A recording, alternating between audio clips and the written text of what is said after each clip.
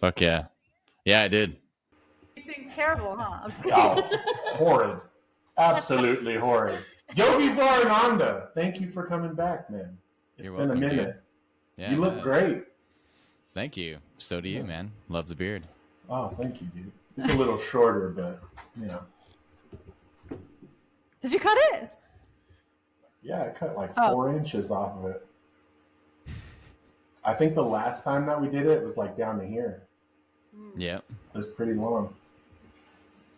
You know, I get wild. Change things up a little bit.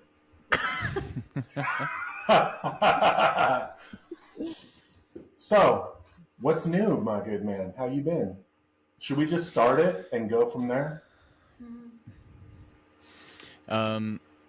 Yeah, I'd only say yeah, just the work that I do specifically in yoga and what I'm like, I don't know, I guess I'm promoting the book that I've written is predominantly on a theory that I have regarding DMT and endogenous DMT and kind of like the history that is a part of my theory in why we've evolved into what we are as modern humans. And then all my work with yoga and what I've been studying over the last 12 years, what I've been practicing, where I've been traveling and stuff like that. But yeah, I would say just generally life is pretty good.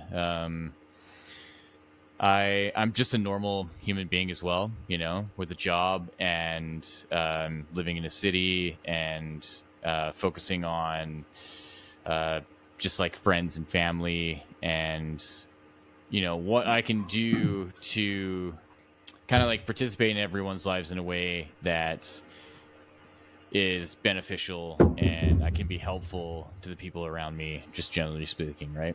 100%. Yeah. I like that. I actually was just talking about that. Like, I know my purpose. I know I'm here to help people and guide them in any way I can, which, I mean, like, that's my guy right there, the hermit.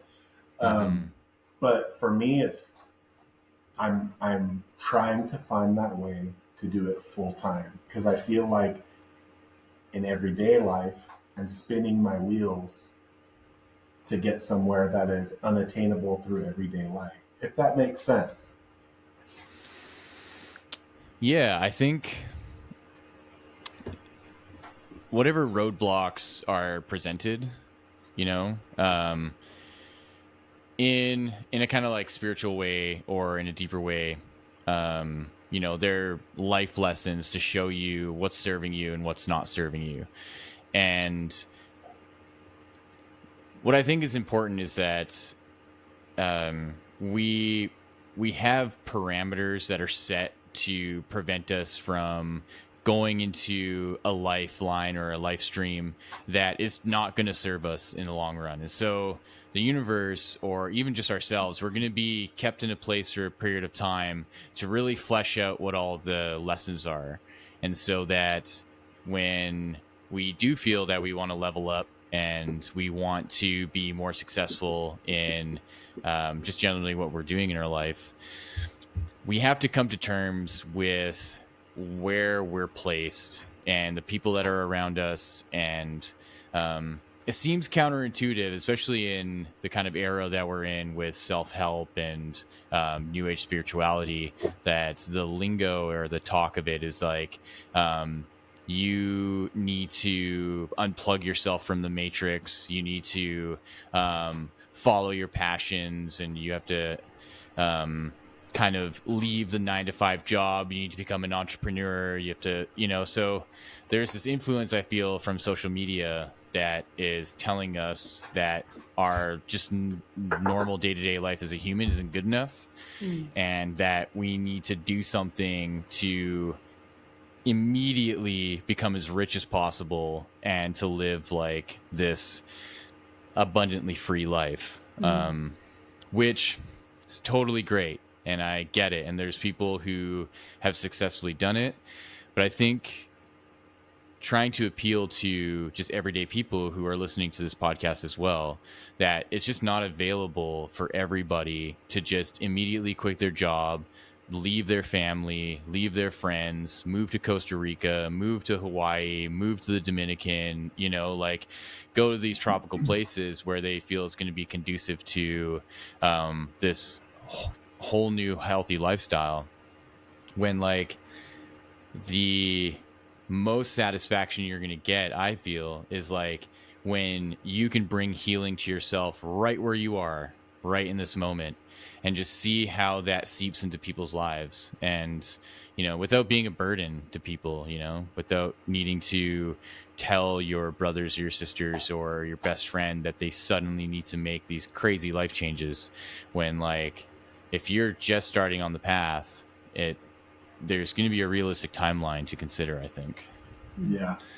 Yeah. I feel that's like, what yeah, I feel that's what I like about psychedelics versus something outside of such, because it's like you're able to like catch a glimpse, you know what I mean? And decide upon that if you would much rather follow that path and go 100%, or if you're like, hey, look, I just want a taste and a direction. And from there, it gives you, it kind of levels the playing field. You know what I mean? If you're willing to go through the fear to seek the freedom, if you can say that, it really opens your options, if that makes sense. And you could decide, I've found like, okay, I'm going to do this, or I'm going to pursue this. And it really opens your mind. It's kind of earth shattering in a way. We talked about your DMT or your ayahuasca ceremony last time you were here. yeah. It's wild. And then times, like, have you ever heard of silomethoxin? Sounds familiar, but I don't know if I haven't really gone into it. So there's a church called the Church of Sacred Synthesis, and what they've done is they've been able to get like the substrate, like it's like a jelly consistency, and that's what you would spore your mushrooms in to ensure that they spore before you put it in a substrate or whatnot. Mm-hmm. They've introduced 5-MeO-DMT from the back of a toad to the jelly before adding it to a substrate, and the mushrooms are a completely different chemical. It's called silomethoxin, whatever. It's supposed to be a super mellow DMT trip and very likened to mushrooms, but it only lasts 2 to 4 hours. And so I tried it.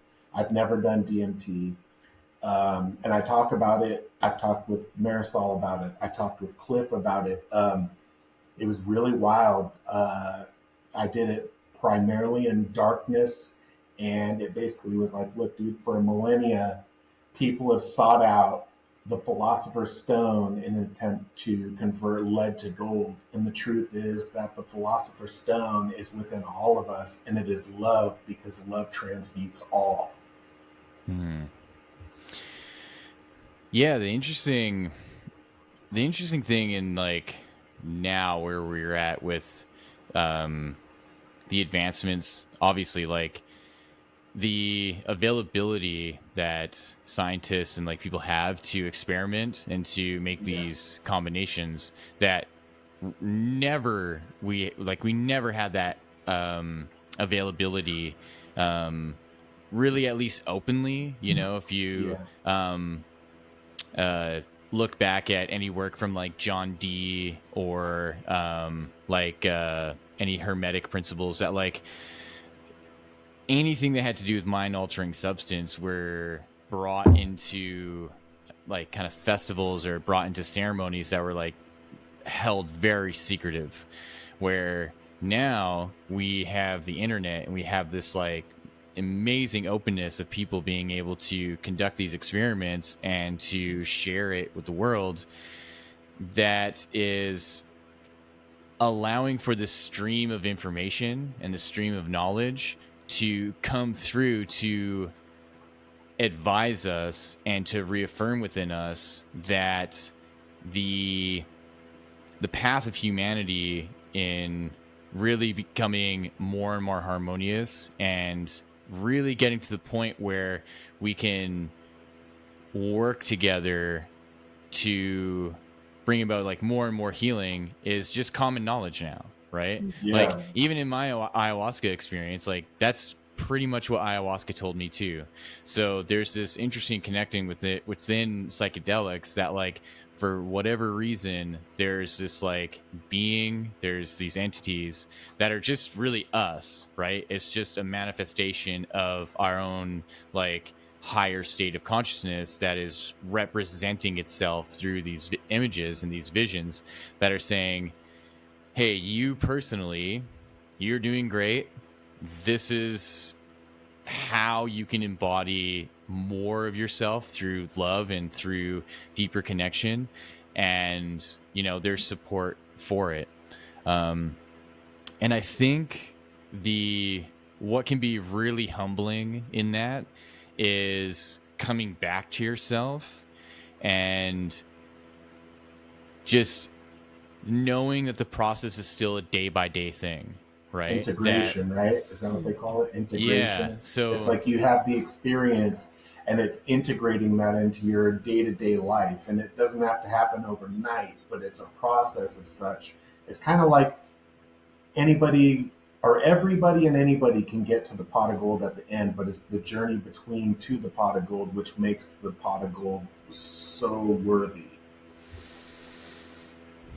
Yeah, because you know, in the limited time that we have being human, to think that we need to rush through it and that there's this level of comprehension of wisdom of like uncovering the mysteries of humanity, uncovering the mysteries of this world, that the use of psychedelics and the use of like powerful kundalini or breath work is going to fast track us to this point, I think is really kind of besides the point of why life is a mystery. I think the conclusion that I came to, like amidst everything that I've done, is just to leave the mystery as a mystery.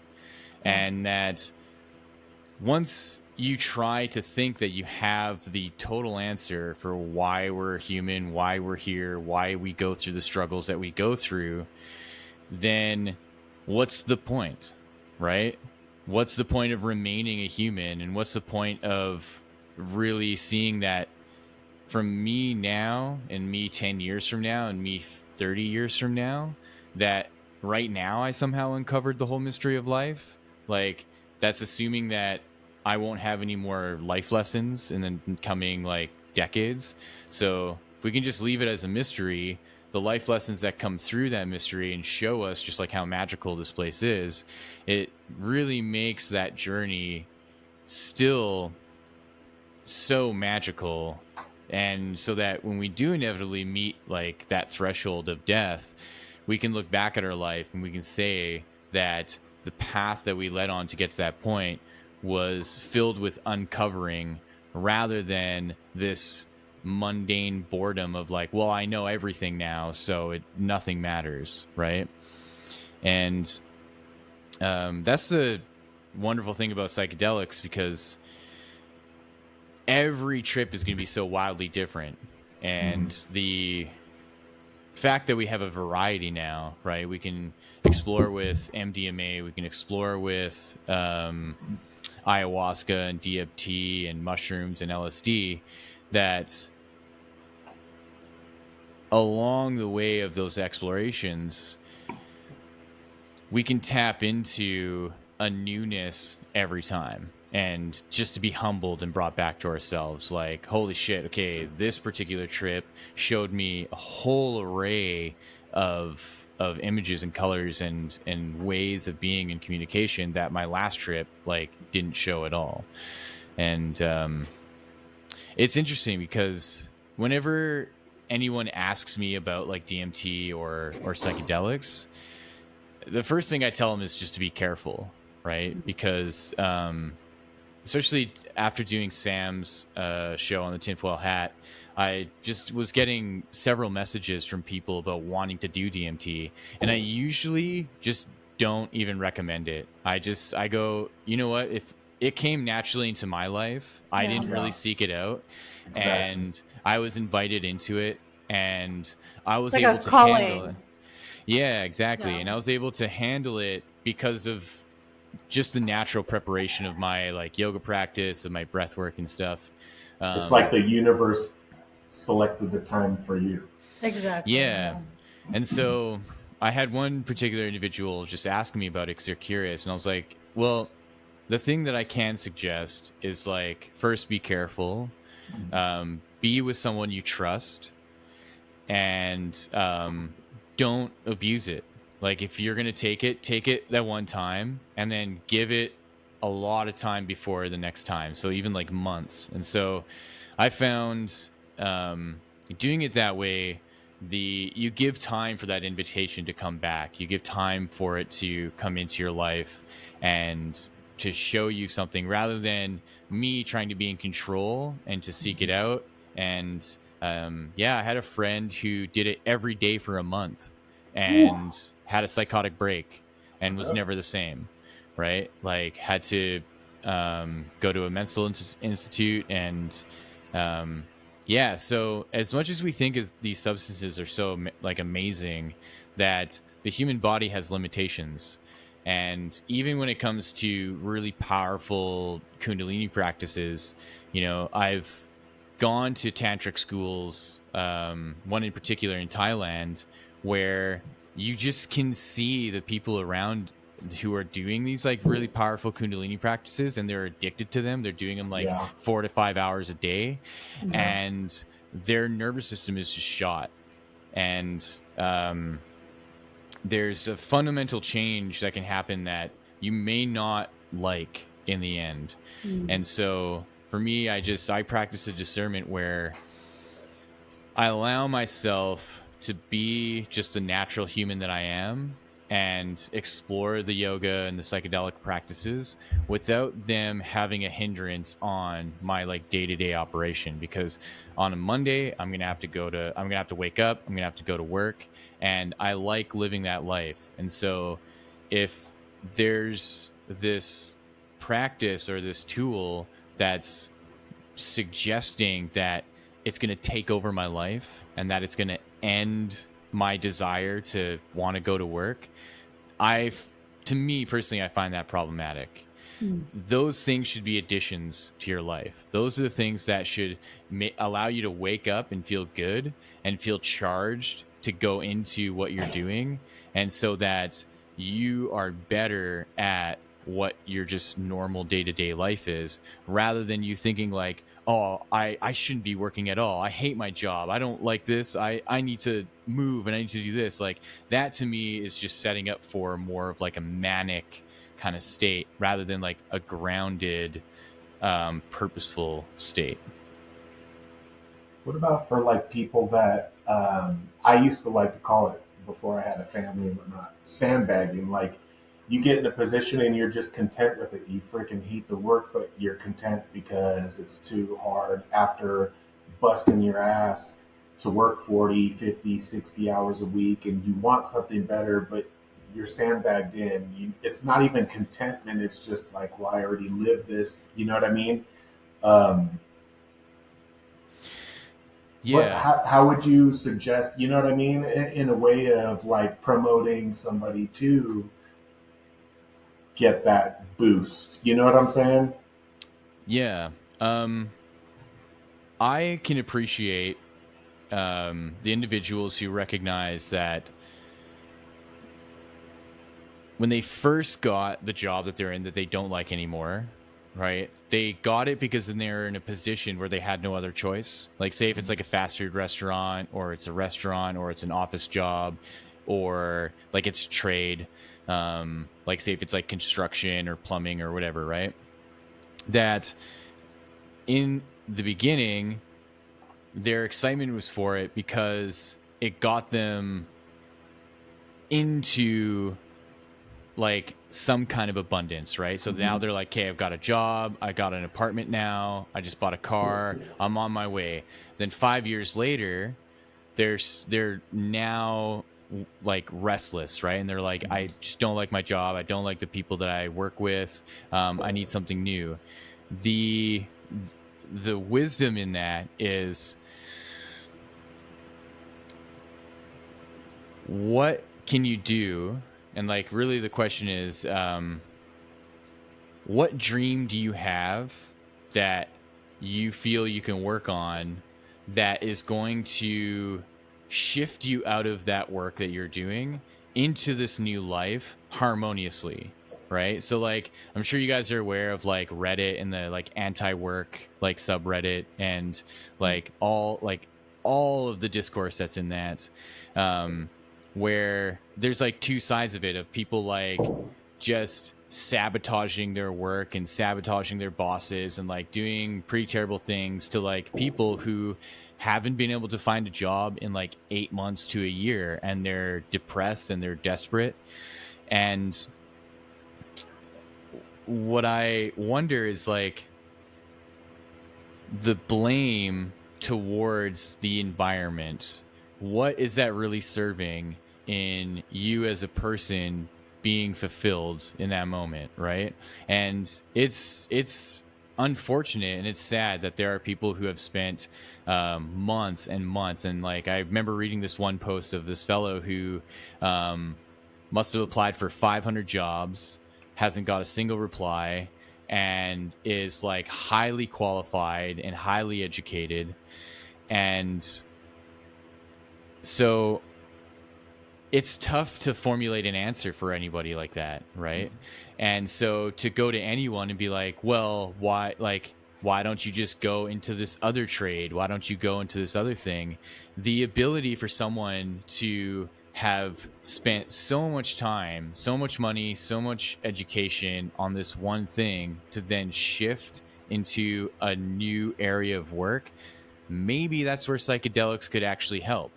Because if you have a groove set in your brain that you've developed for so many years, like a decade plus, I understand it can be really hard to get yourself out of that, because you're like, well, what else?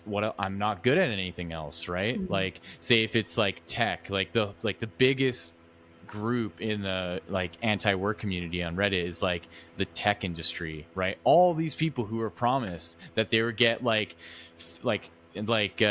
six-figure salaries are getting paid 80, 90, $100,000 a year, and then suddenly that whole market is flooded. And you got AI programming instead of you. Yeah, exactly, right? Yikes. and so like there's this like weird like irony of like people who are in the coal industry who have been told, well, learn to code, right? And then now all these people who are in the coding industry are being told to learn to plumb, right? And it's just like, okay, so maybe there is a use for something like mushrooms or LSD where you can use it as a tool, not as like, oh, I'm going to have this crazy trip. It's like, you know what? I'm stuck in my life. Yeah. What can I do? And psychedelics actually seem like a good tool to literally remap my brain so that if I'm struggling with finding a job in this particular area, okay, I'm going to spend this day, I'm going to do this trip, and I'm going to have a good person with me who can be like my trip mate who's just sober, and they're looking after me, they're making sure I'm comfortable, and I'm just going to assess what it takes and what it will take for me to shift out of my rigid thinking on this one thing of what I need to do, and to see if there's something new that I can add to my life that is going to bring me the security and the abundance. And starting over for a lot of people is like seemingly impossible, right? Mm-hmm. Especially when they're like, they already have a family, they already have people that have to take care of. The thought of like, well, okay, I'm going to have to go back to school or something, or I'm going to have to start at like this like low level entry position. If it's like, even if I'm like working at a chain restaurant or something, that the willingness to do whatever it takes, I think that's been kind of like plucked out of the consciousness of like a lot of us, a lot of like the millennial and like Gen Z generation, where I would say more so the generation like our age of like, 30 plus, right? Where it's like, what is it really going to take to make a solid decision that I got to do whatever it takes, and not in like a realm of like, well, fuck, I'm just going to become a drug dealer. Right. Yeah. Right. It's like adaptation, and how, because there's so many avenues to adaptation.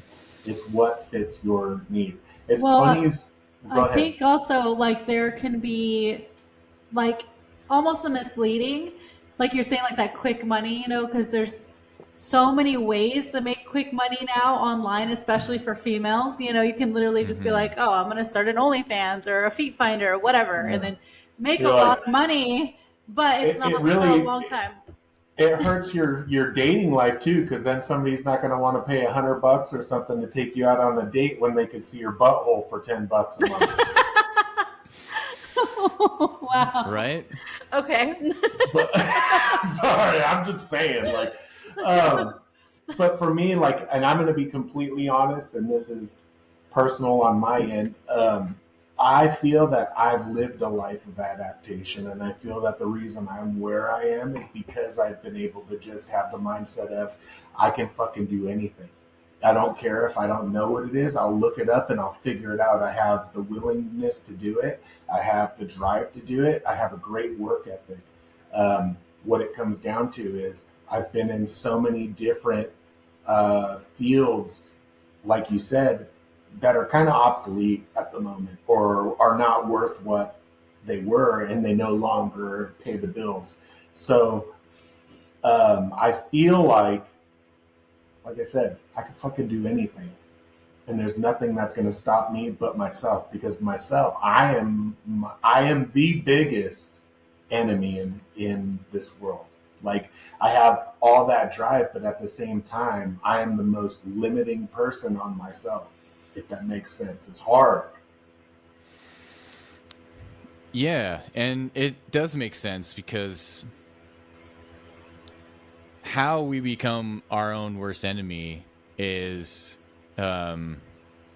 this like development of self-sabotage over many, many years. And we start at such an early age with like first believing in the shit that people say when we're young, when we're kids, when we're like, when we're playing video games, or when we're playing in the park, when we're in school, when we're trying to make art. Like the deceptiveness of self-sabotage becomes so problematic, yet it becomes a part of our personality, where we start to develop just a behavior in how we treat others to justify our self-sabotage. If it's in relationships, if it's in our family, if it's within jobs, that we can't help but have this voice in our head that says, see, I fucking told you. See? I think they say you make that decision and the way that you look at the world by the time you're 8 years old. Like it's set, and that's how it's going to be for the rest of your life. So is self-sabotaging is an action, but what's the underlying emotion behind it? And that underlying emotion, is that considered a part of shadow work? And does it become a part where you just accept that and reject it? Or is it something you reject completely out of your life? I know that's deep. That's wild. Yeah. So the first part, linking it to shadow work, I think we can't help but trust the people that are in our lives, especially in the beginning of our development. So when we're kids, we don't know that we're taking on belief systems of like other people's like self-sabotage, right? And we're being taught by our parents and teachers and like uncles and whoever. And because when we're kids, we look up to the people that are close to us, we want to be impressive, and we want to impress the adults, and we want to show that we're capable of becoming something like them. But because we're kids and we're not told the reality of their lives, we're not told of their struggles, right? A lot of stuff is kept hidden and secret from us, of like just crazy shit that, you know, some of the people in our lives go through. And so I like to call this like stage in our life when we go from teenager into adult, the adolescent adult, where we become very confident in who we think we're becoming when we're in our like late teens and going into our 20s, that we carry our adolescence into our adulthood. And then we're operating as an adolescent, but under the disguise of an adult. And we justify that our confidence is like working by just like the small phrase of like, well, I can do whatever the fuck I want because I'm an adult, right? And so, but there's a point where that attitude and that way of operating starts to rub up against the trust of the people around us. And so we start to then do, without really realizing it, we just start to be hurtful, and we start to be just kind of terrible people to some degree. It's not like we're being maliciously hurtful. We're just operating out of an ignorance that is kind of surrounded by this knowledge that is has just like fallacies to it, right? So I would say, for example, when we have the drive to be successful, right? And that's usually coming in about like we're 18, 19, we're getting the first like foothold into our adulthood, and we're starting to think about like what it can be like.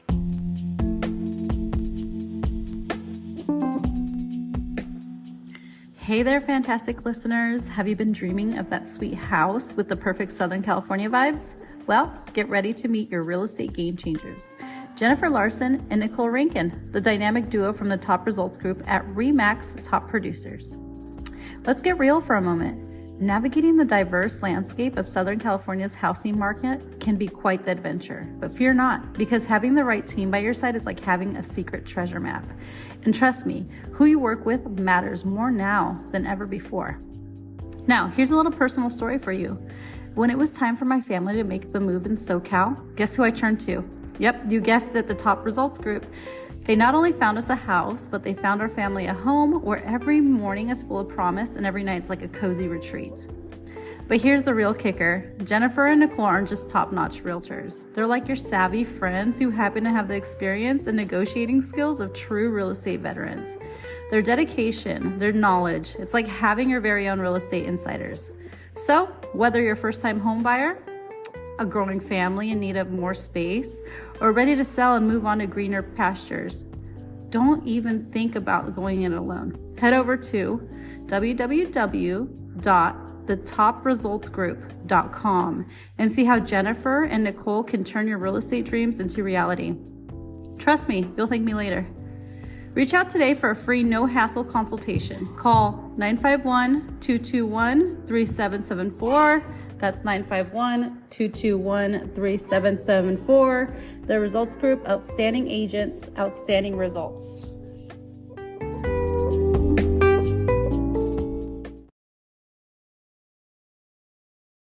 To be really successful in our life. And we take a look around at the people around us, and without really knowing it, the drive for success is through manipulation. And so we start to manipulate the people around us to get the things that we want, to then ensure that we can tell ourselves that it's working, right? But what ends up happening is by the time we're 28, suddenly people just don't want to hang around us anymore. There's some people that are just like, well, no, fuck you. You're a piece of shit because 5 years ago you did this. Or And so I think the humility that's needed and the humility that's necessary is that really, in order to be successful, it's propping up the people around us. So it's like even abundance. so even if we spent our 20s kind of masking our care for people, and we're manipulating, and we're trying to prop up our own success on the backs of everyone else, that once we realize that that doesn't work anymore, instead of like doubling down, that we need to start from a whole new place. And I think this kind of goes in line with like why people aren't finding the jobs in the industry that they're wanting, because maybe the lesson is that they're being propped up from people for their success rather than trying to prop up people around them for their like other people's success. So then maybe the psychedelic is going to help them see that like you need to be a more caring person, and the way that you're going to be a more caring person is not to be in IT, not to be in coding. You need to go work in a restaurant so you can serve people, because you're getting people to serve you in your managerial role, and it's not working anymore because you're not learning the lesson of how to actually be a good person. Like, yeah, okay, you're getting $150,000 a year and you're getting everything you want, but that doesn't work anymore. And so you have to switch gears, and you have to put yourself where you can serve people, and you have to then deal with the bullshit of that, and you have to get good at humbling yourself. Because I find a lot of people in the tech industry who are working in like the like powerful like Twitters, the Facebooks, so like all of those industries, they're just like self-righteous assholes, right? There's like 100%. like there's the videos that you see of like these people who are like, this is my day working at Google, and it's like, I'm gonna microdose acid real quick on my break. Yeah, and they're like making $150,000 a year, and they're like, so my day starts, I make myself a coffee, and then I go up onto the rooftop and I do a little stretch, and it's just like, yo, you didn't do a single fucking thing of work. You didn't do anything to help anyone at any point. You're simply just showing how you're gaming the system, Right. And so where I found like this abundance to show up in my life, and luckily it started a bit earlier in my 20s of like doing home renovation and construction, and I've been doing that now for the past like 12 years, and I've switched gears and working in a stair and railing company with my brother. And that like me showing up to someone's house and just putting railings up and seeing the homeowner be like, oh my God, this is fucking awesome. Like, you did such great work. Thank you so much.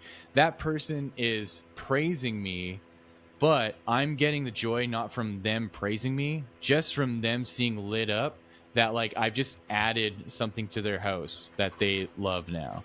And so that is where there can be this huge fundamental shift in a lot of people who can just see that like, okay, maybe this thing that I was educated on, that I spent a lot of time on, that I have a lot of debt in, maybe that's just not it.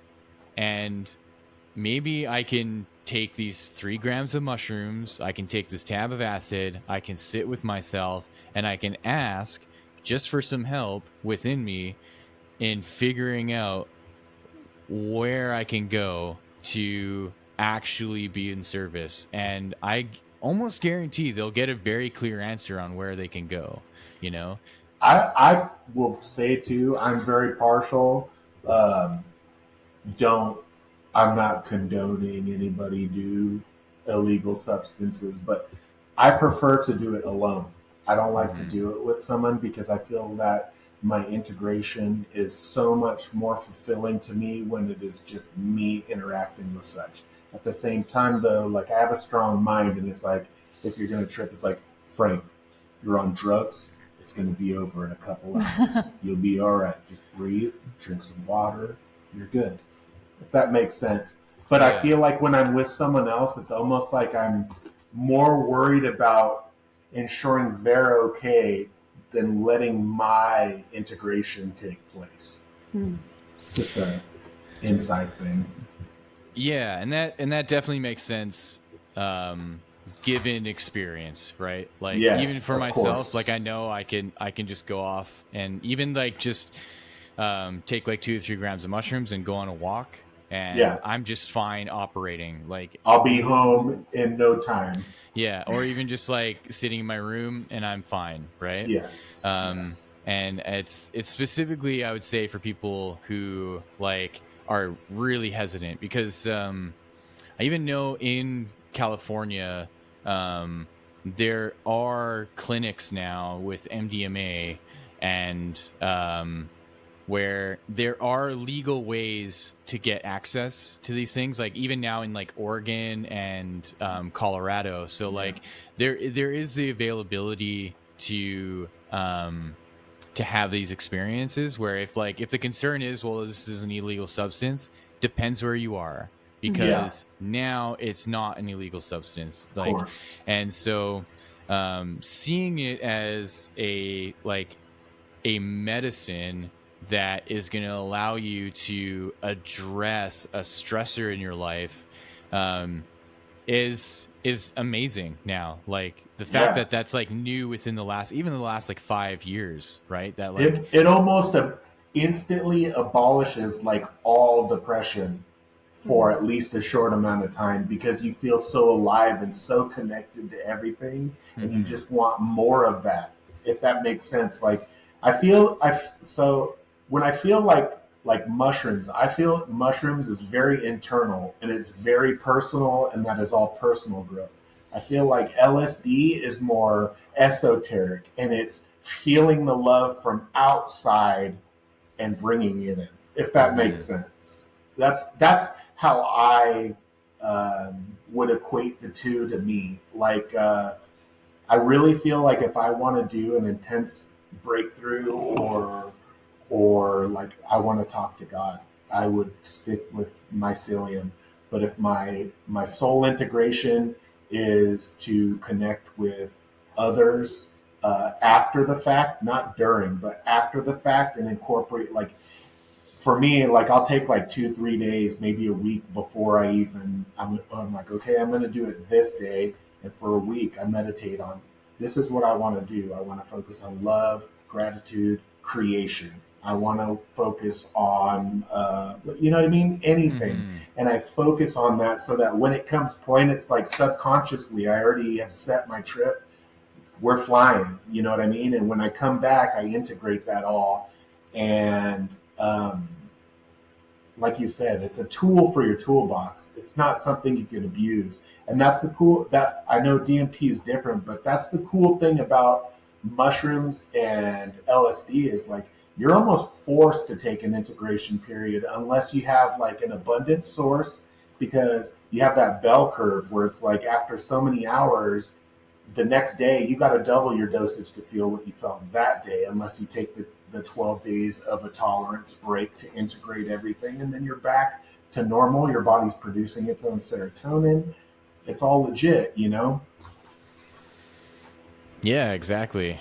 um Yeah, even personally for me, I found there's always an extended period of time between, and it's like usually like a year or more, um, and that just comes with, I think, the territory me personally, um, knowing that the kinds of trips that I have are very specific in like spiritual guidance, where like I'm at a point now that um the like the confusion of life and the obscurities of the unknowns like don't really bother me, where there's a lot of people on in like, especially just in like North America and the Western world, where like life is so heavy to them, and it's just like even just waking up and just like the thought of like being a human is just like burdensome, Bro, and like I was there 3 weeks yeah, ago. It wasn't yeah, depression. It was like apathetic. It was yeah, like, look, like I don't feel depressed. I'm not suicidal, but like I don't want to play the game anymore. I don't want to live in this state. I don't want to live in this country. I want to move out of the fucking country. I'm sitting here living someone else's dream when I should be pursuing my own. What the hell is wrong? Like, but I can't do that because I have kids to feed, so I got to continue this. Like, I was there, dude, completely, 100%. Yeah. Yeah, and like the thing that yoga's taught me is, the saying that I like is, to be a yogi is to be in the world and not of the world. And so that whatever this body goes through, you're just a witness of, right? And so the yoga practice is preparing you to allow the actions to be taken. So like, wake up and go to work, you get paid because, right, you have kids to feed, you have a household to take care of, and you just allow those actions to be taken, where the more and more you have a spiritual practice to unplug from yourself, so you can watch that you're no longer taking ownership of this body and what it has to go through. Because I think that's like a fundamental characteristic of like our human condition, is that we deeply take ownership of everything that we're doing, because it's like we're so close to our body, right? And Well, so we're in control of our lives, but none of us are. Well, I Right. think just going off of that, and just like from my experience with it, is like it almost brings those synchronicities to like a realization, because you're like, I've been living this life, I've been like, these things have been happening. And then you do something like mushrooms, and then you have this like epiphany realization, like, oh, this is why this is all happening. And it's all connected, and there's a bigger picture to it than just what I thought and like what I could process with just my everyday life, and not stopping and taking a step back or a higher look at what I'm really doing and what I'm doing with my life. So a lot of the people, even like the people that you're saying that may have a mundane life and like are working somewhere they don't want to work, or they don't know their purpose or their reason or what's going to fulfill them, are stuck in the everyday pattern, right? So taking something like mushrooms or DMT or whatever can bring them out of that into that higher space, to Or say, even so yoga. yeah, to see that like that bigger picture. Yeah, and at least in my experience, and like what a lot of like the yoga texts explain, is that this like kind of outer body experience and this top down view is that the movement and the function of this life is carried on not by like our attached consciousness. It's the earth itself, like the earth is propping up, and this earth is creating all this life and moving us around, and we are going along for the ride. But there's this condition to not allow us to really fully see that we're not in control. And it's really so that we have this sense of free will, so that we have this sense of like, oh yeah, I'm the one that's creating the life for myself. And that obviously makes sense, right? Like, Yeah. and so there's this polarity between, yes, you are participating, yes, you are making things happen, and no, all of this is happening whether you want to or not. That like life itself, you as this human being, was going to be created regardless. And so whether I'm in this shell or whether I'm born from other parents or other people in other parts of the world, it doesn't matter. And the lesson in this is adding a practice and adding an experience that is going to shed light on how we just evolve through it. And so like, it's something as simple and it's something as like kind of basic as whether or not someone is going to quit their job for something else, right? The trajectory of that is going to happen regardless. And so the really like, I don't typically like giving advice, but I would say like in this instance, my advice would be,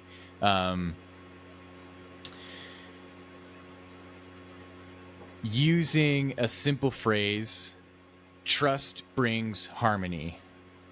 So when you can develop trust in yourself that what you're doing is going to be the best thing that you can do for yourself, developing that trust with your environment will naturally bring about harmony. As soon as you take trust out of the picture and you are paranoid about things, you're like always looking over your shoulder, it's going to be disharmonious.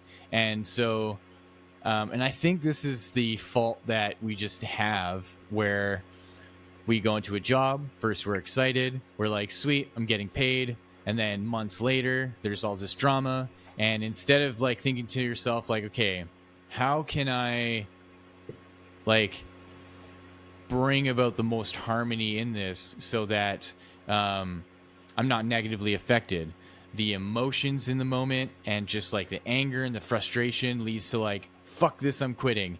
And I think what kind of culture is developed, especially with like Gen Z, is like new job every year, new apartment every year, right? And it's just like this attitude of just distrust of the people around them is not allowing there to be stability. And so they're like, I don't give a shit, I'll just get a new job. I don't give a fuck. Do you think that has I'll just get a new anything? apartment. Do you think that has anything to do with like the toxic era that we went through, where everybody was a life coach, and then they were like telling you to, like, you know what I mean? And like you have no credentials, and you're just telling people like, quit that and go do this, or you know, follow your dreams, which I get. I mean, you should follow your dreams, but there's a process to that, right? Like you're not just gonna leave your bill paying job to go, you know, be a blogger for restaurants. Like it takes time.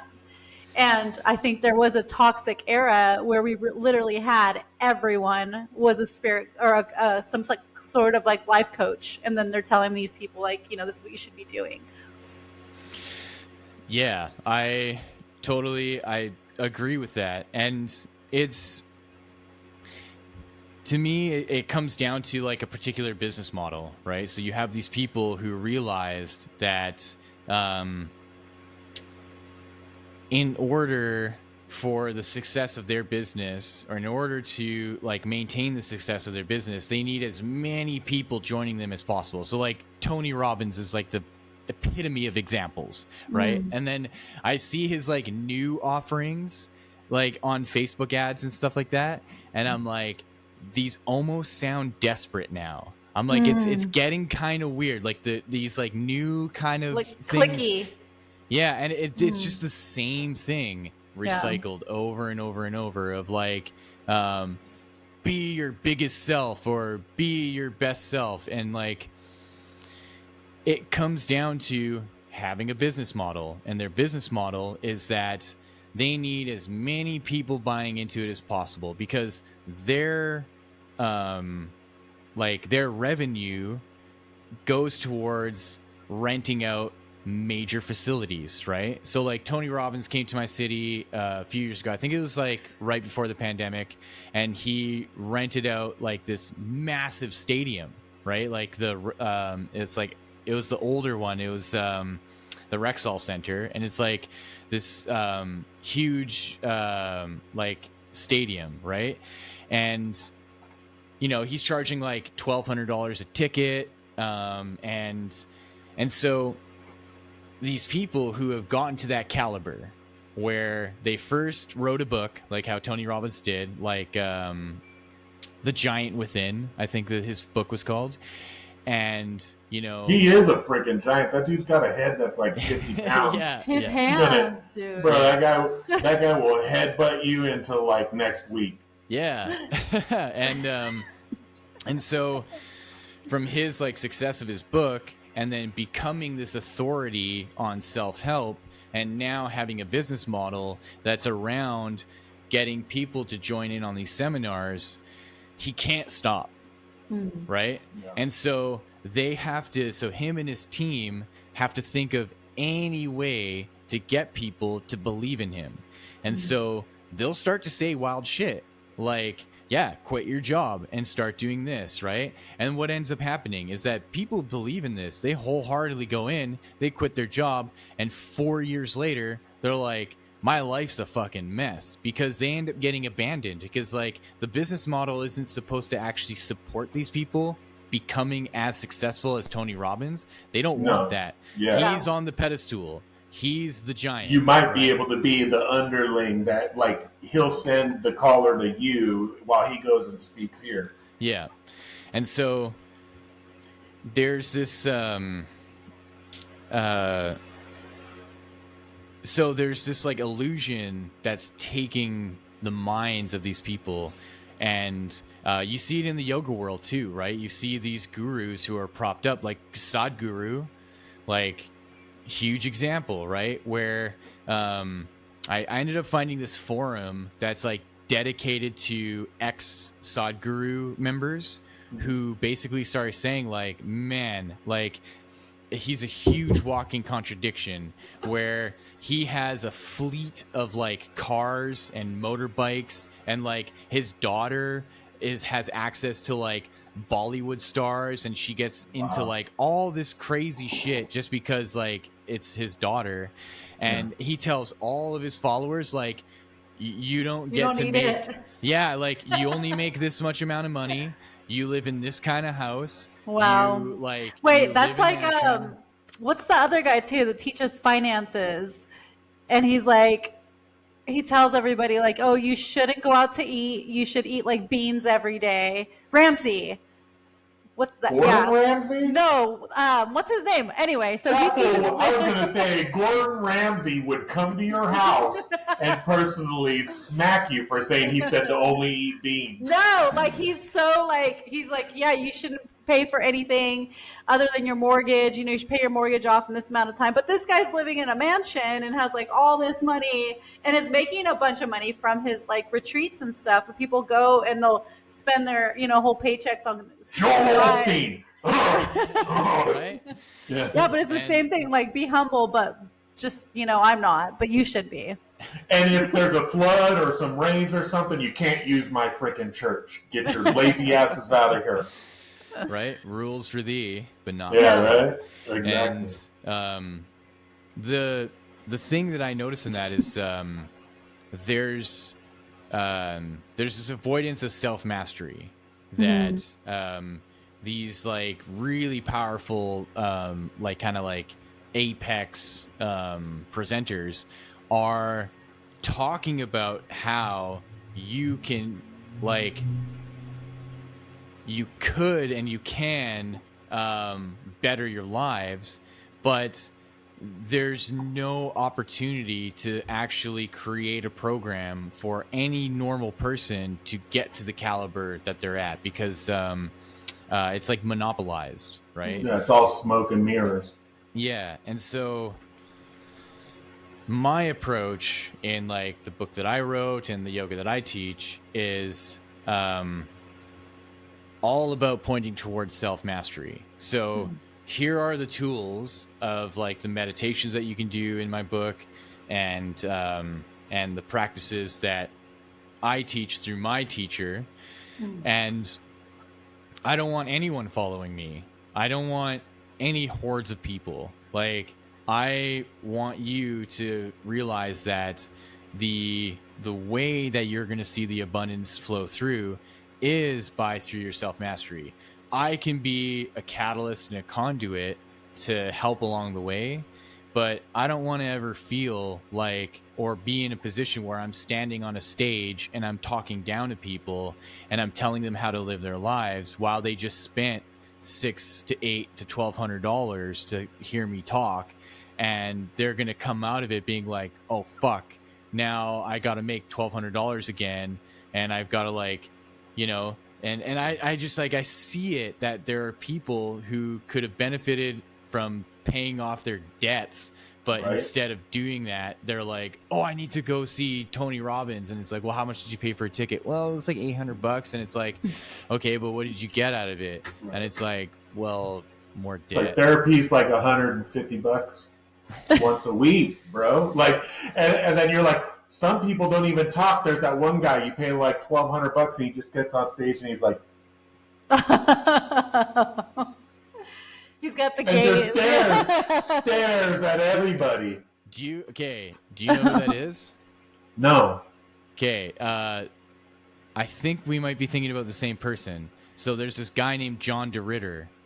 I think that's who it is. So yes. He lives in Edmonton here, where I'm from. Oh, wow. Really? And yeah, so he is like super interesting fellow. And he just gazes, right? He'll just sit there and just stare at the crowd. Yeah. And then when his time's up, when time's up, he just splits. He doesn't wave, nothing. He's just out. I have several friends who are like, we call them like Johnnies, and they hate it. They hate the term. Like, I know several people, and I have several friends who are like his followers, and I've gone to like a few of his meetings, and classic example, right? Did you cry? On stage? No. What do they do in his, in a meeting? Is it like a landmark freaking thing where they're like, you can't eat and you can't use the bathroom for 4 hours until the meeting's over? And you're like, shit, dude, I'll sign anything. I got to take a piss. So it's a similar thing where he has control over his followers' lives, like same thing. Like he's like, you have to pay me $300 a month. You have to come and do the meeting. It's $10 to do the meeting. There's 4 meetings a week. You have to come to my seminars. The seminars are $500. And so he's like, you have to live simply. You just live in an apartment, like try to get it as cheap as you can. Yeah, while he charges you an arm and a leg. Massive like Ford F-350 like Rancher. Like I remember the first time I went to one of his meetings, right? And I think it was like the next day or something. I pulled into a gas station and there he is filling up his F-350 Rancher. And I just like, hey, John. And he looked at me and he was like, oh, hi. And I was just like, you don't see me. Oh, yeah. I can't use America. my moneymaker. And so now he's just been charged with like sexual abuse and. Why do they all? Why do they all do that? It's because the power. Money only gets you so high. Then the money is all about power. Then it's about control. And then how far can I get with this control? And then at the end of the day, they didn't do what they're trying to teach you by, living your purpose. They're not living their purpose. They're just following the money, right? Were they ever? Like the whole thing is just a con. Yeah. Yeah. So the times that I have gone to the meeting, and what I notice is that there's this like collective sorrow that everyone drops into. Like it's palpable. You walk in and you're like, wow, everyone's like really sad. Like, but isn't that like Buddhism? Buddhism is accepting that life is freaking torment and we're going to get through it, right? Yeah, but this seemed more like hypnotic. So like oppression. Yeah. Well, like an oppressive energy. Yeah. And I've been to it was like a Catholic school camp type thing, and they had something similar where like you go in, they're like, oh, we're gonna take in the spirit of Jesus, and you walk in and like everybody's like, they're like, oh, if you might speak languages, like you might, or tongues, you might pass out, all this stuff, right? And I was like I was already intuitive, like, no way, this is not going to happen. Doesn't Catholicism? That sounds Pentecostal almost. Yeah, they were just brainwashing us, typical. But okay, wait. I'm sorry. Please hold that thought. Zorananda, this isn't out of the normal. What's your favorite color? Because I'll come back to it. What's my favorite color? Oh my God. It's a hard default, question. Like blue. I'm like wearing a blue shirt. Okay. Yeah. Okay, we'll go with that. I'm going to do my research. Please come back to the Catholic school crazy thing. So I think, it's like you walk in, like you're saying, in a collective space where they're already like kind of prepped you for it. And you're walking in and it's already has that energy, and people are already like giving into it. But I was like, no way. I mean, I left. I walked out, but I was like, this is ridiculous. This is too much. Yeah. Well, I think in their case, just from people who have been in and out of it, like I said, like I have several friends like in the like kind of conscious community here in Edmonton and like the yoga community. He like infiltrated like several different communities and like brought people into his cohort, and in the meetings that I went to, noticing that like everyone comes into this conscious like state of being like almost like a trance where they become susceptible to his influence. And I remember one day, and I went in and I'm just not buying it, right? And I'm like, okay, I'm not this kind of person. Like I don't look at this dude and think that like he's powerful and he has all the answers. First of all, it's really weird that he doesn't say anything.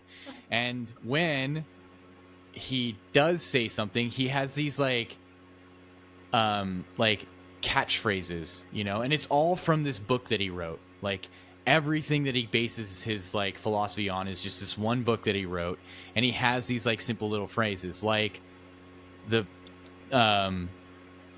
his like top one is openness and softness of the heart, which like at first you're like, okay, that's nice. Aww, you know, like, yeah.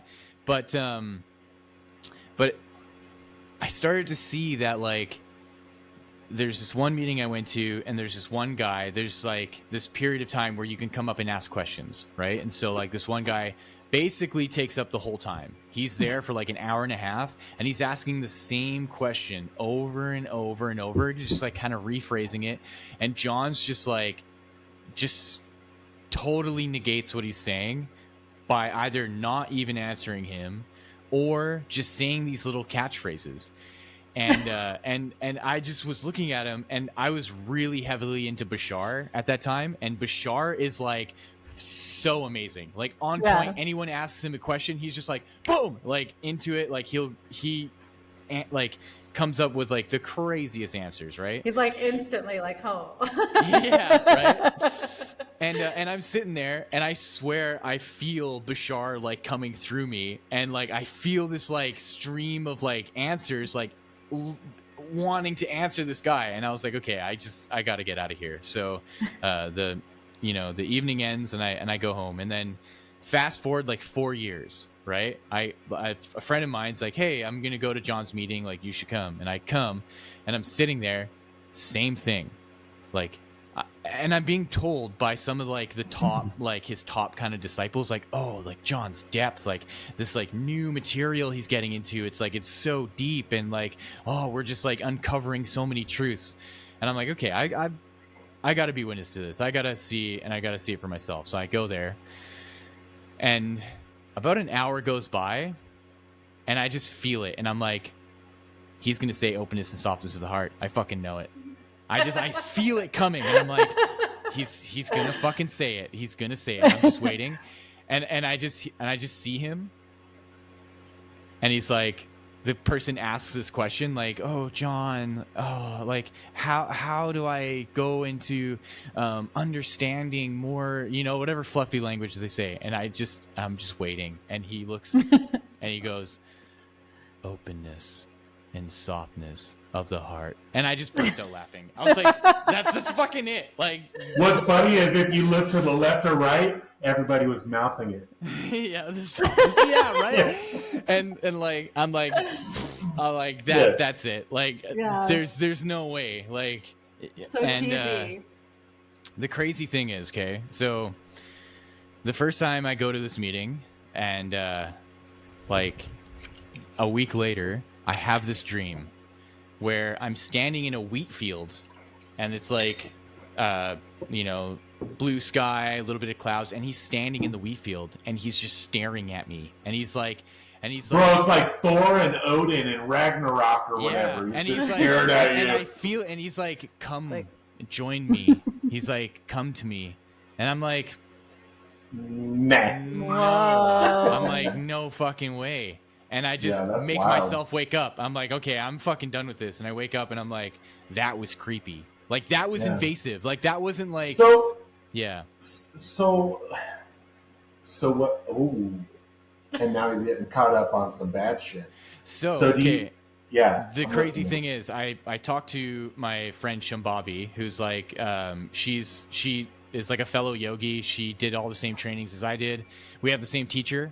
And I'm like telling her this, and she's like, yo, everybody has that dream. Shut like, up. What? And they're like, she's like, yeah. Wait, like, everybody that's his follower? Yeah. That's what like, I was going to ask, that's dude. How, like, that's how he got Wait, them. Like, he shows up in a dream and is like, makes it seem like, and she's like, it's a trap. She's like, it's so, like, it's actually so, like, good that you didn't fall into that because they fucking get caught. Does he ever come to the United States? I think so. I'm sure. Why wouldn't he? Here, I'll look him up right now. I think he goes to like Colorado and Oregon. Oh, okay. Like Utah type places. Maybe. John, you know what's funny is, bro, that's Mormon, and that's the capital of intelligence in the United States is Utah. Well, they tell you it's Washington D.C. It's Utah because they can keep a secret.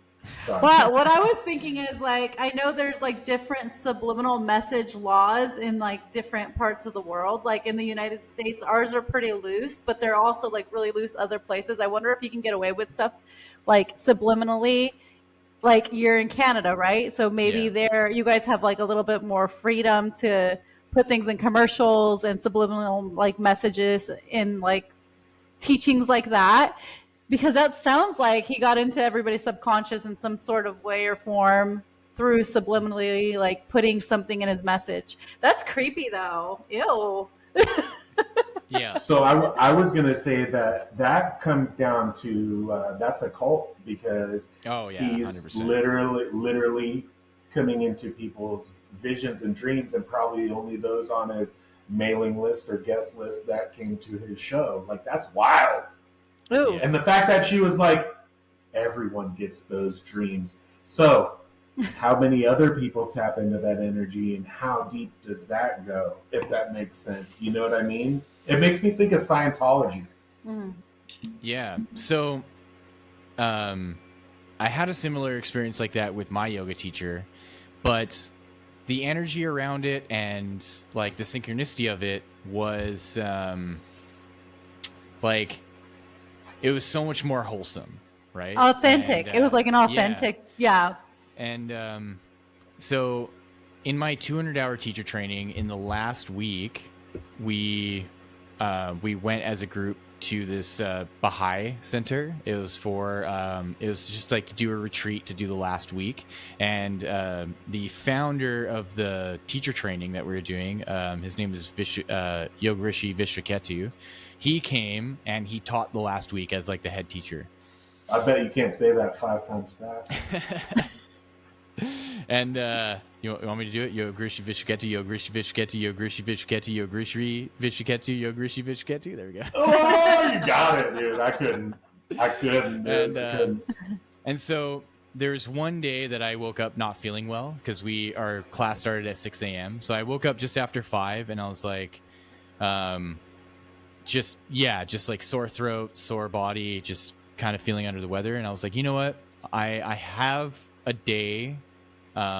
We have like 2 days that we can kind of miss without getting reprimanded. So I was like, I have a day where I can miss. It's fine. I'm going to just take this day off, and go to the lectures and stuff like that. So I go back to bed, and we're in this building that has individual dorms, and my dorm opened out to this meadow, right? So this like kind of hill, and it's like really beautiful scenery, forest, just like past the hill.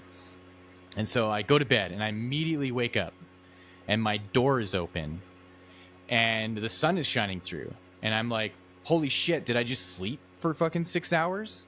And I'm looking outside, and it's like super vivid. Like I honestly felt like I just like woke up, and I see a butterfly fly by, and as soon as I watch the butterfly fly by, I see my teacher standing at the foot of my bed, and he's wearing white robes. and he's like kind of like illuminating soft white light. And I'm just like looking at him like, holy shit, Vitraji, like, what are you doing in my room? And he puts his hand out and he's like, come. And me thinking that he's asking me to come to his yoga class, I'm like, no, Vitraji, like, I'm not feeling well. Like, it's okay. Like, I'm just going to rest. And he puts his hand down, disappears. I wake up. Doors closed. I look at my clock. It's like 5 minutes to 6 a.m. Like 5 minutes right before the class. And I'm like, oh, fuck no. Like, my teacher was asking me to like come with him somewhere, like, who knows, right? And I fucking biffed it. And I was like, whatever. I'll just kept to me not going to the class. And so fast forward to around 12 in the afternoon, he's walking to his dorm and I catch up to him and I'm like, hey, Vitraji, I just have something weird to share with you. This morning, I had a dream that you came to me and you were asking me to like go somewhere with you. Did you do that? And he's this little Himalayan, like Indian yogi man. So he just laughs like jovially and he's like, haha, no, I didn't do that. I just noticed that you weren't in class. So I thought like, I just was wondering if you were okay. And I was like, holy shit, this guy just wondered if I was okay. And I had this like full on astral like projection experience of him coming to me. And it was like, that's where it clicked. Like, hey, this guy is like legit. Like there's some power to him that he's super humble about, you know, because any other person would have been like, oh yes, I projected myself to you because I was worried. And, you know, like, no, there was like nothing like that. He was just like, oh, no. That was just a dream. I was just wondering if you were all right. And I'm like, wow. Holy shit. Okay, I got two things. Yeah. The first one, your favorite color. So I brought this up to Marisol yesterday. I was realizing, like, you know, orange has always been my favorite color, and I never realized why or what. It just always was. And I started looking up the significance to colors and being favorite to you particularly, and it's just mind-blowing. I read it to her, and she's like, dude, that's you, like, to a T. So here you go. Color blue, spiritual meaning, symbolism, psychology, and association include hope, calmness, peace, faithfulness, humility, serenity, and many more qualities of human life. Color is an integral part of our lives, and it is a visual representation of the world around us. Different colors carry different meanings. The color blue is associated with trust, loyalty, and peace. It can also be a symbol of healing, calmness, serenity, and tranquility. Likewise, green is the color that represents nature, fertility, and new life. And today's, that's it. But, yeah. Spot on. Does that resonate? Yeah, it does, because I was also going to say green, so... Okay, see? And it's such it's a shade of blue, you know what I mean? Yeah. They say that red is the most, this is what blew my mind. They say that red is the most powerful source of light, or yellow is the most powerful source of light, but red has one of the two. One has the highest frequency, one is the most powerful source.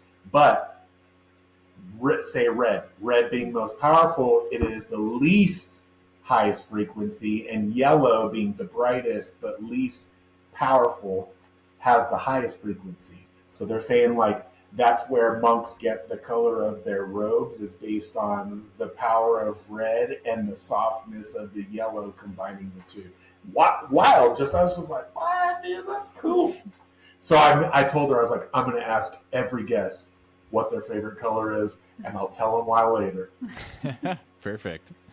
Yeah, that's spot on. Like, even when we were talking about like trust brings harmony, right? Like that's like a fundamental, like kind of like mantra, or like, you know, part of my life. So even for you to say that, like trust and peacefulness, yeah, makes sense for sure. Okay, part 2. This is going to be a little bit outside the realms. We've been talking about wild stuff. This is a little wild too. What is your take on the phenomenon and all this craziness going on right now? Like, I personally don't believe in like aliens or like mechanical UFOs. I believe that like the orbs and things people are seeing, I believe they're angels. That's what I believe. Okay, so this actually goes into my book a little bit and my theory Awesome. of what I think it is. What is the book title, and where can our listeners find it? Yeah, so we'll have you tell us again at the end, but I want to get it in a couple times. My book is called Future Life Progression: Meeting Your Future Self. So you can find it on Amazon. You can get it on my website too, but I suggest going to Amazon because it has the updated version. And so, yeah, there's paperback, ebook, and hardcover that you can get. And it's cheaper on Amazon too. Like when you get it from me, if you're living in the States, you're going to have to pay shipping costs. So if you want to, so if you want to avoid that and you want to pay like $15 for a book as opposed to like 40, like I would suggest like Amazon for sure. If I buy it, can I send it to you and you sign it and send it back? Yeah. All right, do cool. it. Yeah, actually do it. I got you. Yeah. And so I've gone into the whole like UFO world pretty in depth. My first introduction to it was like Bashar and David Wilcock, like way back in like 2006, 2007, diving into David Wilcock and then being introduced to Bashar and all of his channeling. And what I feel like I've discovered and what conclusion I've come to is that what we're seeing aren't foreign. They are earth-made crafts, and they are made from our ancient advanced ancestors. That it aligns with Graham Hancock's theory of the apocalypse or the catastrophe that happened 12,800 years ago, that there was an advanced human civilization. They were wiped out by comets, and then they went around the world teaching hunter and gatherers how to become like modern humans, like how to learn mathematics and science and agriculture and governance.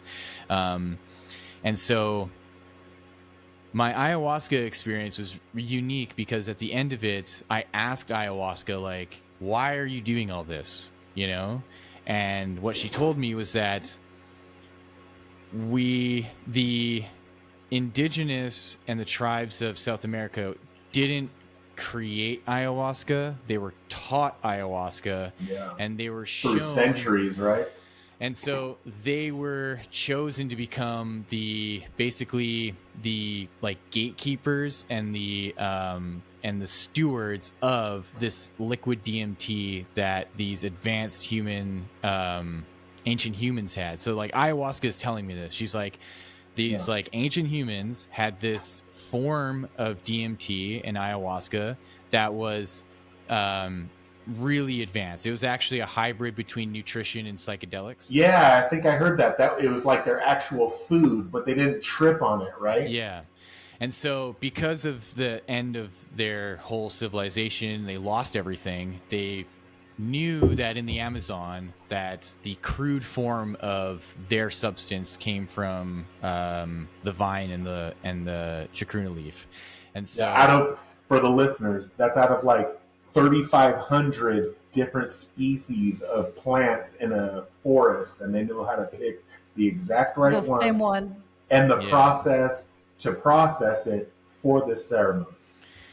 And so effectively what I was told was that these humans breeded with the women and gave their version of their ayahuasca, their version of DMT to like a chosen shaman, and like that's where it initiated the first shamans.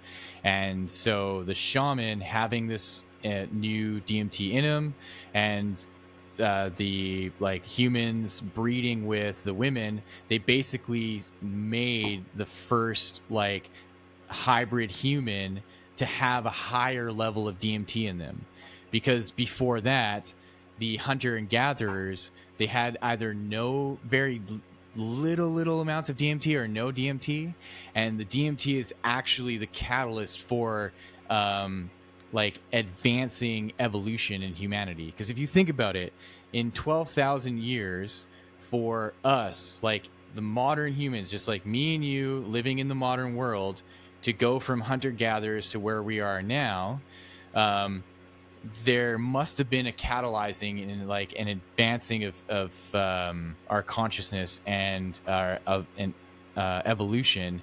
And so what it seems like is DMT is playing a huge role in that. And my question in actually trying to prove this, and like this is where I would love to be able to somehow study, but I think it's impossible, is the people of Sentinel Island. Okay, so these are people that live on an island just south of India who have remained hunter and gatherers for tens of thousands of years. Okay, there are no signs, even to this day, there's absolutely no sign of them even having the desire of creating any kind of advancement of what they're doing. Okay, wow. So why is it that there are humans who have no desire for advancement, yet there are 8 billion other humans that are a part of the modern world that we're in? And so my answer to that is DMT, is that in us, we are the descendants of these hybrid humans that were brought into this world to then advance and to live in a society that we're living. That's why we live in this society. The uncontacted tribes that don't are the ones that were kept purposely away and weren't given that DMT. They weren't brought into contact with the advanced humans as a safeguard, because I think those advanced humans, they realize, they're like, okay, well, this catastrophe can happen again. And if it does happen, then we need to know that there are hunter and gatherers that can be molded into the new humans, just like what we have. And so my thought is, if it's possible to somehow advance science and technology so that we can actually measure the DMT that's in us. And if we can get to the point, because I know Rick Strassman is doing amazing work in like London and Japan, and with all of his like new studies in DMT, that there's going to be a point where we're going to actually be able to extract and measure how much DMT is in our system, and then to go to tribes and to do the same thing and to compare. And so then if we can see that in these tribes, they have very little or no amount of DMT, that can be a good signifier that the reason why they have no inclination to do what we do, to become modern, to want to take our environment and look at the trees and to look at the rocks and be like, you know what, I'm going to make a different kind of house. I'm going to make the wheel. I'm going to like make these technologies like we do and like advance it to what we have, right? And so where the hell did they get wood, and what did they need wood for a carpenter in the Bible? I don't know. The tree? You know what I'm saying? You were saying, well, no, we're talking about hunter-gatherers and having a different society, and it's like Jesus and Joseph were carpenters. What fucking trees are out in the middle of the desert that they're building houses? Sorry. My mind. Sorry. It's the right questions, man, for sure. It's wild. And so my like final thought on that is, okay, if these advanced humans 12,000 years ago had the technology that they had to build the pyramids, to, you know, like whatever, and we came into the picture and they taught us how to, you know, like farm, how to have governance, basically start the process of building towards technology. And we have right now, after 12,000 years, cars, electric cars, the houses that we have, the buildings that we have, the technologies of phones, right? Now imagine what technology would they have after 12,000 years to this point. So I think the crafts that we're seeing is their technology that they've developed over 12,000 years, because they didn't stop, you know, they're the ones that, you know, they probably even refined things even more, wherever they went to underground, wherever they're still living. I think what we're seeing is they're coming up. And so the guise of it is that in order to really accept the history of humanity, that like there's this cycle, like patterned cycle where humanity rises and then it falls, and it rises, and it falls, and then every time it falls, there's like a wipe of history. And so the people who are more malicious with intent in this group are the ones that are war waging, and they're the ones that are like wanting to use this information to control humanity, where the more benevolent ones are the ones that are sitting back and they're like, you know what, we have the patience, we have the trust that humanity will go through all this turmoil, and they will naturally lead towards wanting answers from us. And I think that's kind of what this whole alien thing is that it's not coming from other planets. Because my other thought on this is the craft that we have is particular to the physics of this Earth, right? So in order to make the rocket that we have to like shoot to the moon, we have to base all of it on the fundamental properties and the laws of gravity, of whatever, of like the type of fuel that we need, right? Exactly. And so what to cross through the atmosphere and out of Earth, etc. So how could it be possible for humans or extraterrestrials from another planet to build ship based on their properties, to leave and to come into this atmosphere and to operate the same way, when our ships and our technologies can only operate based on what we have? And so it started to not make sense anymore that what we're seeing as crafts and aliens are coming from space and coming from other places, when it's like, well, if you are actually to look at it scientifically, you can't assume that what they're making on their planet will even function here, because look at all the radio waves, look at all the like all the EMF that is like going through our atmosphere. That's assuming that their craft is going to be able to get through our atmosphere, not only through our atmosphere, but get through all the radio signaling, all the EMF, and be able to actually function properly. And so what I think is happening is that like the craft that we're seeing are from technologies of humans already here, and we've based our technology. Like if you even think about like the creation of the stealth bomber in the 50s, you have a 50-year window from horse-drawn carriages to a fucking stealth bomber. Like, I mean, shit, they're developing a car that flies right now. Yeah. Well, if they are us, like more advanced, I hope they take their time, because I need to get smarter before they come out, because then we're just going to be the dumb Hell ones. no, I'm looking for that download. Hit me with the download.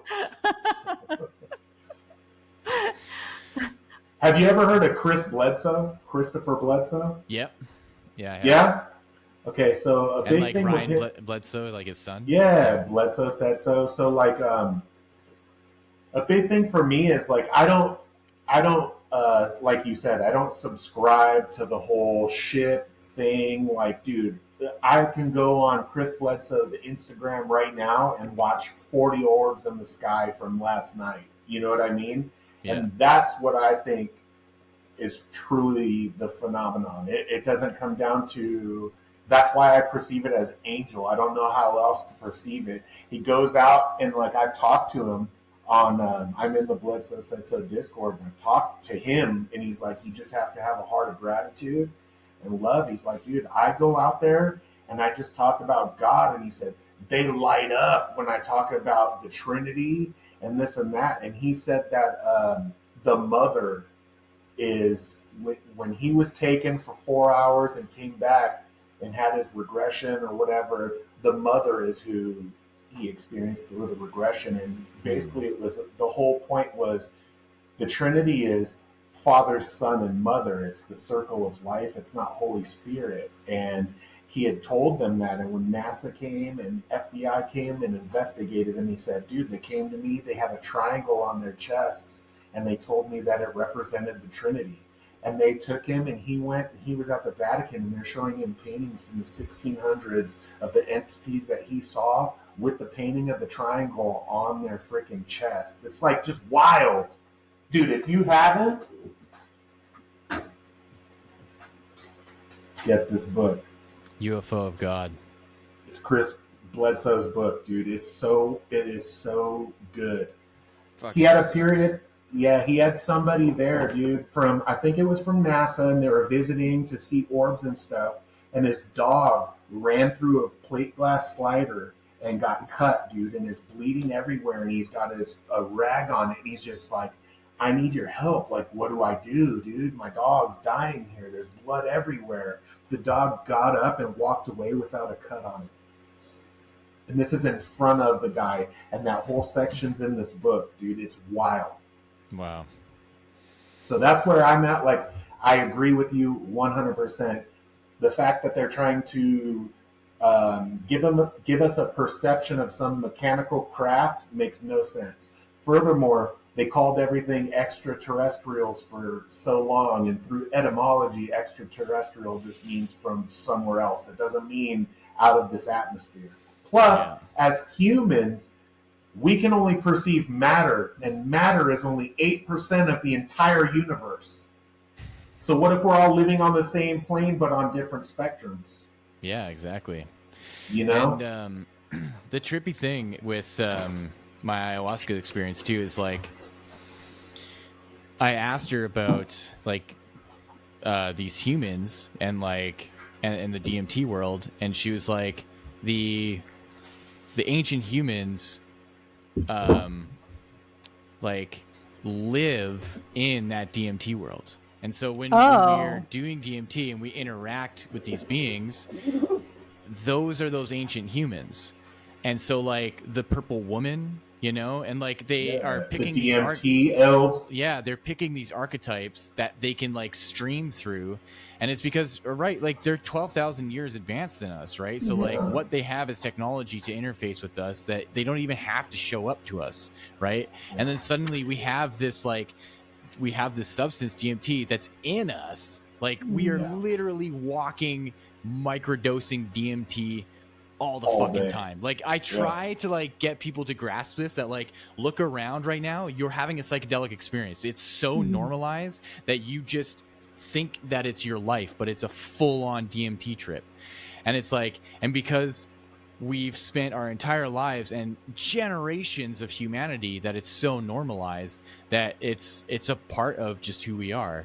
And so when we take a big hit of DMT and we like actually fully blast into that realm, we're interfacing with our ancestry. We're interfacing with these ancient humans that suddenly are telling us they know everything about us, right? And they're just like, hey man, like I had this one DMT trip where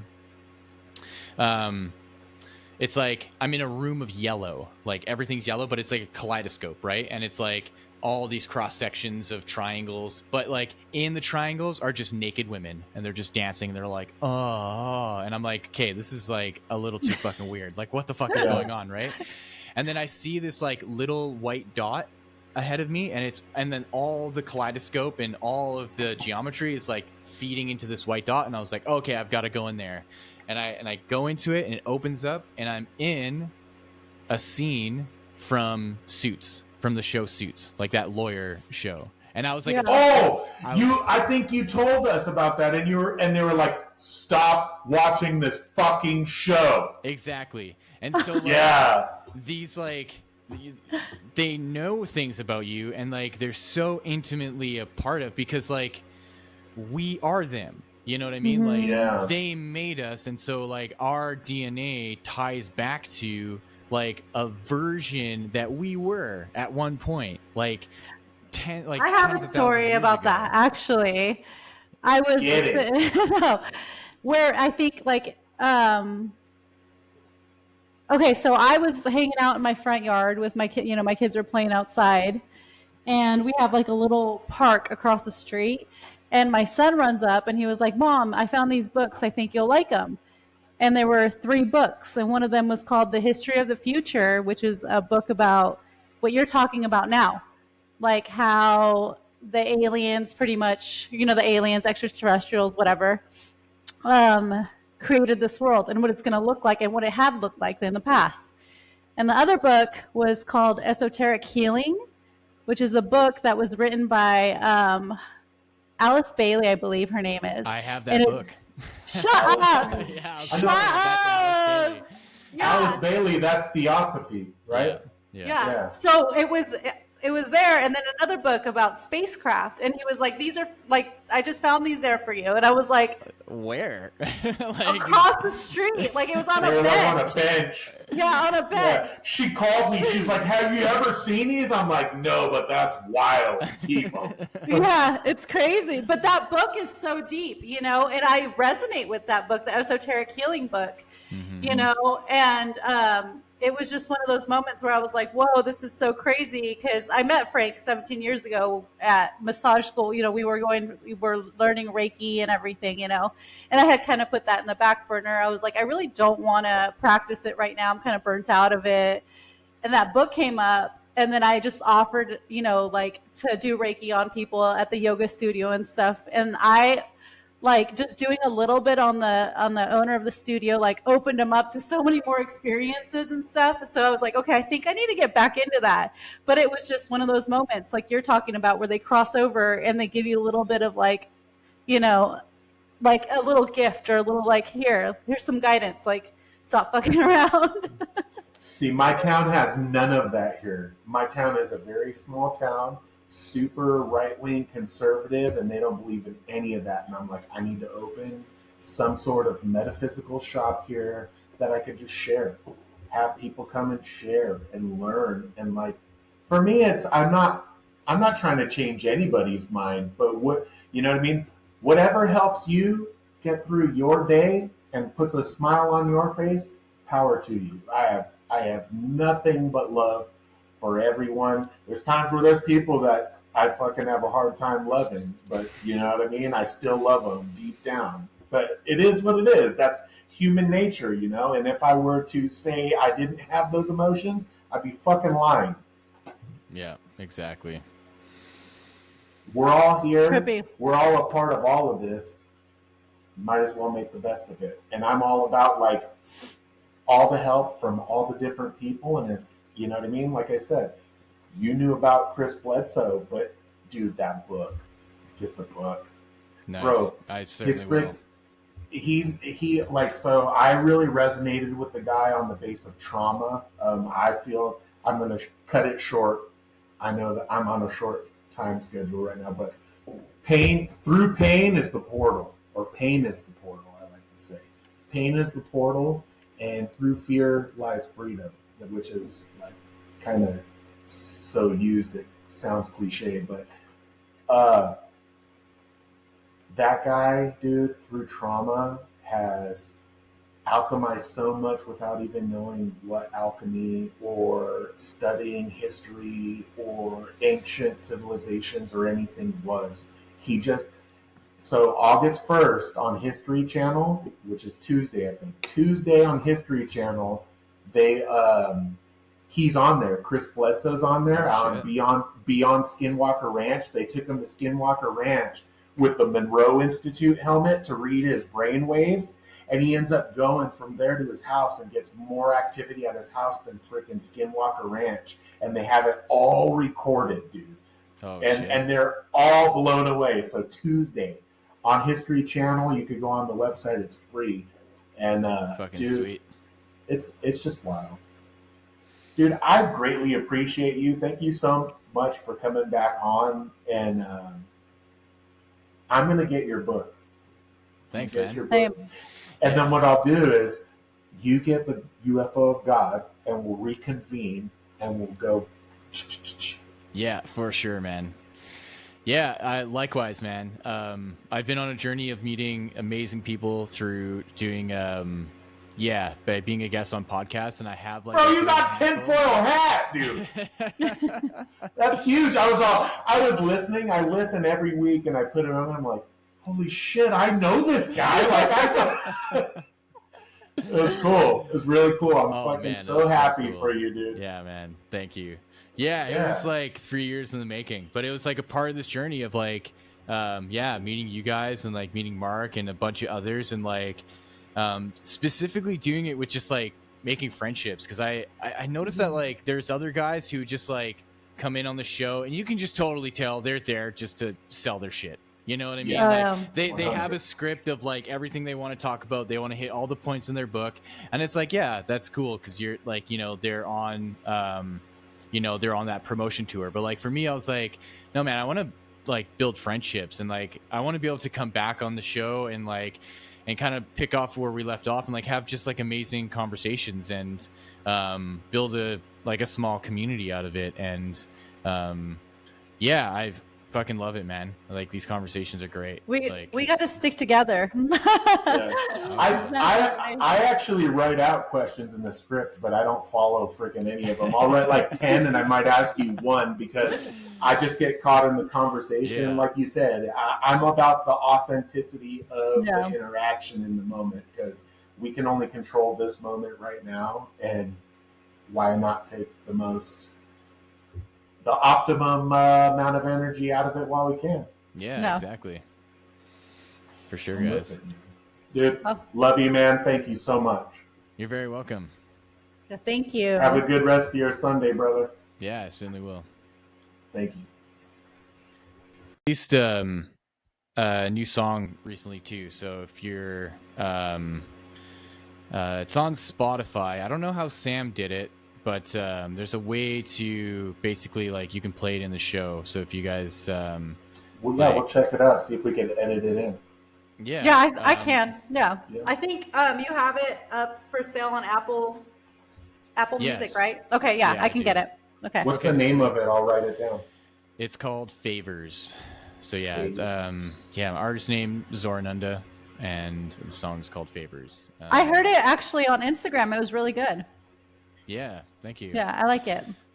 I heard it at the end of Tinfoil Hat, and it was good as well. I'm in the middle of a freaking loud ass warehouse though, so I like to sit and like analyze. Obviously, like I'm a big music fanatic, so. But yeah, dude, we'll get that in. And then what links would you want us to send our listeners to if they want to check you out more? Yeah, so I'm most active on Instagram through my yoga page. It's just Zorananda Yoga. I do have a music page as well, zorananda.music. And you can find all my offerings on my website, zorananda.com, where you can buy my music, book, and meditations. When it comes to my book, I do recommend just going to Amazon and purchasing it there. It will be cheaper, like I said earlier. You'll get it faster as well, and it's an updated version. And yeah, that's where you can find me. That's and awesome. Yeah, it's the best way to support me.